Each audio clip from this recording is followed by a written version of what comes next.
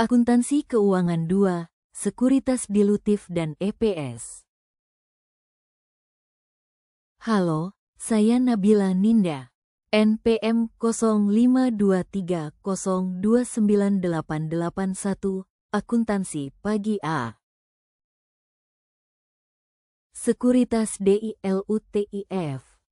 Sekuritas dilutif merupakan sekuritas yang dapat diubah menjadi saham biasa dan perubahan tersebut berakibat pada pengurangan, dilution, laba per lembar saham.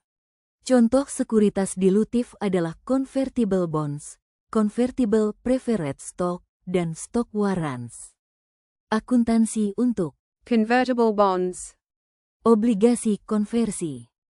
Pengertian: convertible bonds adalah obligasi yang dapat ditukar dengan, dikonversi, sekuritas lain selama periode waktu tertentu setelah dikeluarkan. Manfaat: pemegang obligasi, bondholders, memperoleh manfaat berupa hak istimewa untuk menukar obligasi dengan saham. Tujuan obligasi konversi A: memperoleh dana tanpa memberikan hak kepemilikan, dan B: memperoleh dana murah. Tingkat bunga obligasi konversi umumnya lebih rendah dibanding straight debt obligation. Alasan utama perusahaan mengeluarkan obligasi konversi: 1. Meraih dana dari pengeluaran modal tanpa kehilangan pengendalian yang berarti pemilik sebelumnya. 2. Memperoleh pendanaan dengan bunga yang lebih murah. Akuntansi untuk obligasi. Konversi obligasi konversi merupakan instrumen campuran perusahaan menggunakan metode with and without, untuk menilai instrumen campuran. Rumus: fair value of convertible debt at date of issuance, with both debt and equity components. Kurangi: fair value of liability component at date of issuance, based on present value of cash flows. Sama dengan Equity component at date of issuance, without the debt component. implementasi metode. With and without. Pertama, tentukan total nilai pasar obligasi konversi dengan dua komponen liabilitas dan ekuitas. Kedua, tentukan komponen liabilitas dengan menghitung net present value dari semua aliran kontraktual cash flow di masa mendatang yang didiskontokan dengan tingkat bunga pasar. Terakhir, kurangi komponen liabilitas yang dihitung di langkah kedua dari nilai pasar obligasi konversi akan diperoleh nilai ekuitas. Penyelesaian obligasi konversi. Dilunasi sebelum jatuh tempo. 1. Perbedaan antara nilai pasar komponen utang dengan nilai buku komponen utang merupakan laba, rugi pelunasan. 2. Perbedaan anatah nilai pasar yang mengandung komponen utang dan komponen ekuitas dengan nilai pasar komponen utang merupakan pengurang dari ekuitas. Induced conversion. 1. Perusahaan yang mengeluarkan obligasi mendorong untuk dilakukan konversi lebih cepat. 2. Perusahaan yang mengeluarkan obligasi menawarkan iming-iming yang disebut sweetener. 3. Sweetener merupakan biaya untuk periode tersebut. Saham preferen konversi. Saham preferen konversi adanya opsi pemilik saham preferen untuk mengkonversi menjadi saham Baisa. Saham preferen konversi dilaporkan sebagai bagian dari ekuitas. Bila saham preferen dikonversi atau dilunasi, tidak dicatat adanya laba rugi konversi atau pelunasan. Warrant. Warrants adalah sertifikat yang memberikan hak kepada pemilik untuk membeli saham dengan harga tertentu dalam waktu tertentu. Biasanya dalam 3 situasi berikut ini. 1. Untuk membuat sekuritas lebih menarik. 2. Pemilik saham sebelumnya memiliki preemptive right, hak didahulukan, untuk membeli saham. 3. Untuk kompensasi manajemen dan karyawan. Warrant dikeluarkan bersamaan dengan sekuritas lain. Warrant yang dikeluarkan bersama sekuritas lain biasanya opsi jangka panjang untuk membeli saham biasa dengan harga yang telah ditentukan. Biasanya umur warrant 5 tahun, kadang-kadang 10 tahun. Contoh sekuritas dilutif. PT Andinda pada tanggal 1 Februari tahun 2022 menerbitkan 2 juta lembar saham biasa dengan nilai nominal Rp100 dan 500.000 lembar saham preferen convertible dengan nilai nominal Rp100. Penerbitan saham tersebut dilakukan secara lump sum dengan total nilai Rp1.200.000.000. Pada saat itu, saham biasa diperdagangkan dengan harga Rp2.000 dan saham preferen convertible Rp1.800. Diminta, buatlah jurnal untuk mencatat transaksi penerbitan saham tersebut beserta perhitungannya. Perhitungannya. Saham biasa 2 juta dikali 2.000 sama dengan Rp4 miliar. Saham preferen 500.000 dikali 1.800 sama dengan Rp900 juta. Kemudian saham biasa dan saham preferen dijumlahkan Rp4 miliar ditambah Rp900 juta sama dengan Rp4.900.000.000. Selanjutnya menghitung nilai nominal untuk mendapatkan proporsi nilai pasar. 1. Pada saham biasa Rp4 miliar dibagi Rp4.900.000.000 sama dengan 81,63%. 2. Pada saham preferen Rp900 juta dibagi Rp4.900.000.000 sama dengan 18,37%. Selanjutnya menghitung alokasi nilai lump sum. 1. Saham biasa Rp1.200.000.000 dikali 81,63% sama dengan Rp979.560.000. 2. Saham preferen Rp1.200.000.000 dikali 18,37% sama dengan Rp220.440.000.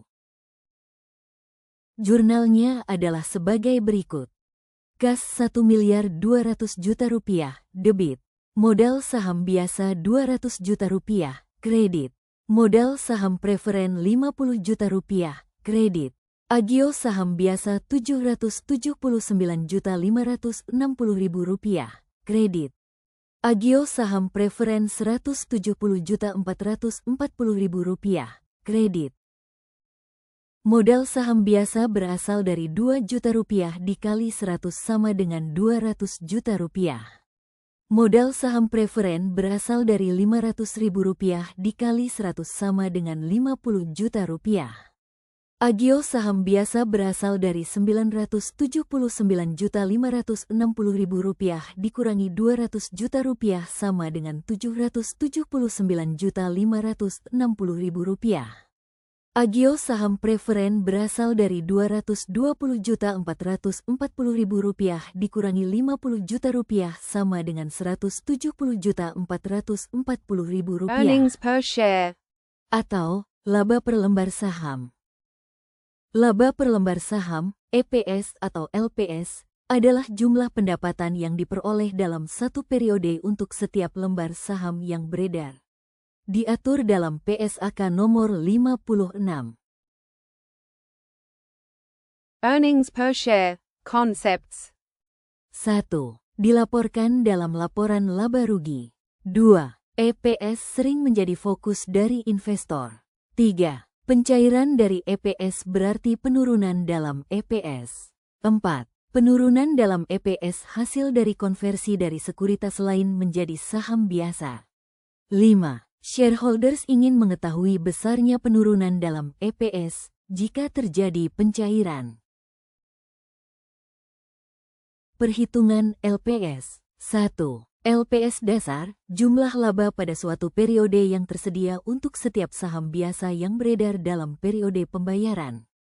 2. LPS dilusian, jumlah laba pada suatu periode yang tersedia untuk setiap saham biasa yang beredar selama periode pelaporan dan efek lain yang asumsinya diterbitkan bagi semua efek berpotensi saham biasa yang sifatnya dilutif yang beredar sepanjang periode pelaporan. Hubungan antara EPS dasar dan EPS DILUSIAN. EPS sama dengan net income dikurangi preferen dibagi weighted average shares outstanding dikurangi impact of convertibles dikurangi impact of option, warrants and other dilutive securities. Simple capital structure, Basic. EPS. Simple Capital Structure. Saham biasa dan tidak mencakup saham biasa potensial yang pada saat konversi dapat mendilusi EPS. Basic EPS. Net income dikurangi preferred dividends dibagi weighted average outstanding common shares. Contoh, mencari rata-rata tertimbang saham beredar. Tanggal 1 Januari saldo awal saham yang beredar 180.000 lembar. Tanggal 1 April diterbitkan 60.000 lembar saham secara tunai. Tanggal 1 Juli dibeli 78.000 lembar.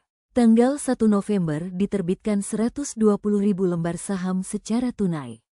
Berapa ATA tertimbang saham yang beredar? Perhitungan. Tanggal 1 Januari saldo awal 180.000. Tanggal 1 April dikeluarkan 60.000 lembar tunai jadi 180.000 ditambah 60.000 hasilnya 240.000. Tanggal 1 Juli dibeli 78.000 lembar kemudian 240.000 dikurangi 78.000 hasilnya 162.000.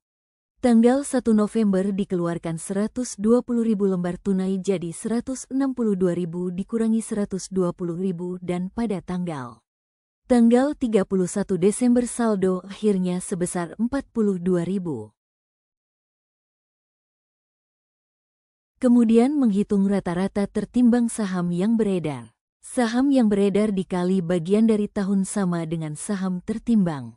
Misalnya 180.000 dikali 3 dibagi 12 dan seterusnya sampai ke bawah. Selanjutnya saham tertimbang dijumlahan dan mendapatkan hasil rata-rata tertimbang.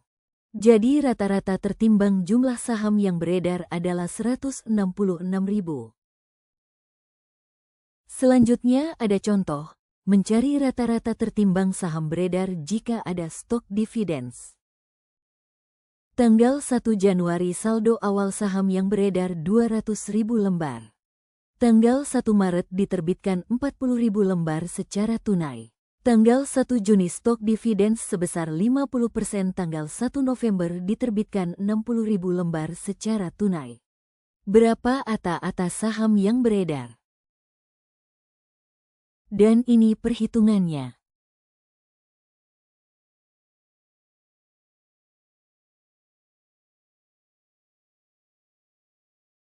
Kemudian ada contoh, mencari rata-rata tertimbang saham beredar jika ada stok split.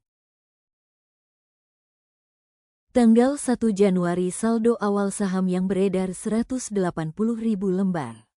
Tanggal 1 Mei dibeli 20.000 lembar saham Treasury. Tanggal 1 Juli stok split 1 menjadi 3. Tanggal 31 Desember diterbitkan 50.000 lembar saham secara tunai. Berapa ATA saham yang beredar? Dan yang terakhir ada cara perhitungannya.